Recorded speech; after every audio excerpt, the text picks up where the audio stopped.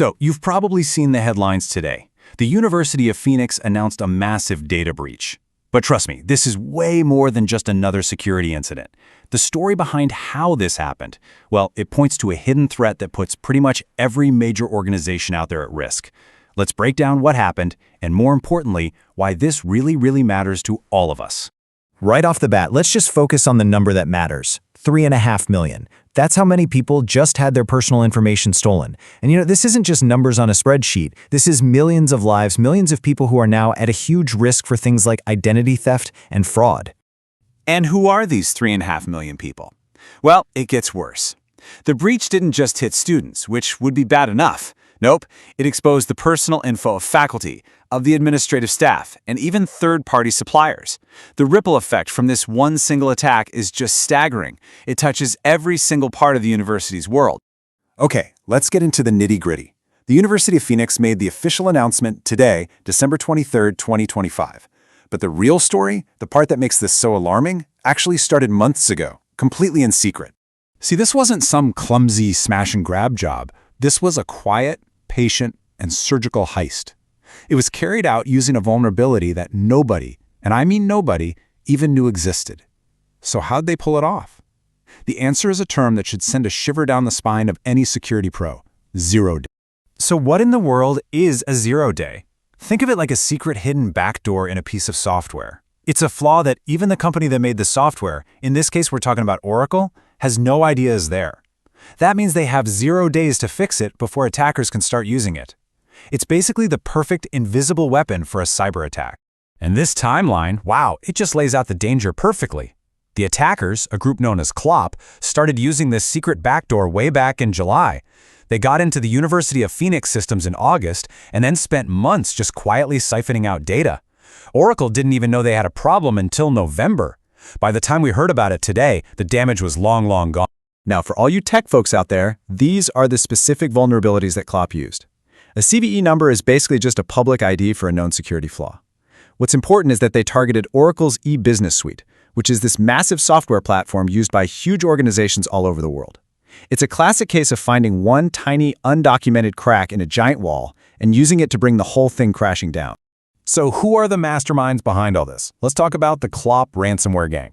This group has a very specific and a highly effective strategy for causing the absolute maximum amount of damage with the least amount of effort. And Clop's strategy is what makes them so terrifyingly efficient. They don't waste their time hacking one company at a time. No. They pull off what are called supply chain attacks.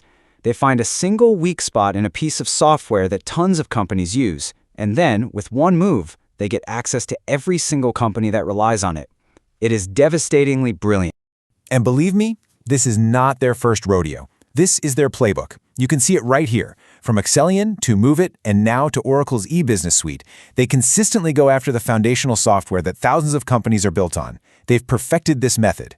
And this brings us to the bigger, scarier picture here, the supply chain nightmare. This whole incident proves that just trusting your big-name software vendors, it isn't enough anymore. The old idea of building a strong wall around your company is kind of becoming obsolete when the threat is already inside, delivered by the very software you paid for. Because here's the real kicker. The University of Phoenix wasn't the only victim. Not even close. This single campaign by Clop targeted over 100 different organizations that were all using the exact same vulnerable Oracle software. The university is just the first major one to come forward. It's the tip of the iceberg. There's a line that really just hits the nail on the head here. The software meant to run your business becomes the weapon that destroys it. The very tools you rely on every day, these trusted platforms from huge vendors, can be turned against you in an instant. The trust itself becomes the vulnerability. So after all that doom and gloom, you're probably asking, okay, so what can we actually do about it? If your organization uses Oracle eBusiness Suite, or really any major enterprise software, this is your wake-up call. Here are 4 critical steps you need to be thinking about right now. First, you have to hunt for any signs of intrusion. Don't just install the patch and call it a day. You have to actively scan your systems for any evidence of compromise or hidden backdoors these guys might have left behind. Second, change your credentials. Just assume you've been breached. Don't wait for proof. Change all passwords and access keys right away. Third, monitor your data flow. Set up alerts for any weird patterns of data leaving your network. That could be a sign someone is actively stealing your information. And finally, and this is the most important step, you have to reevaluate your model of trust. You have to operate under the assumption that any software, no matter how big the company that made it, can be a point of failure.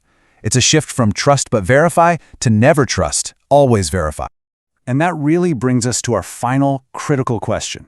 This whole breach forces all of us to ask, when you put your faith in a piece of software, who are you really trusting? The vendor? Their developers? The thousands and thousands of lines of code that you'll never, ever see? That's a question every organization needs to answer for itself before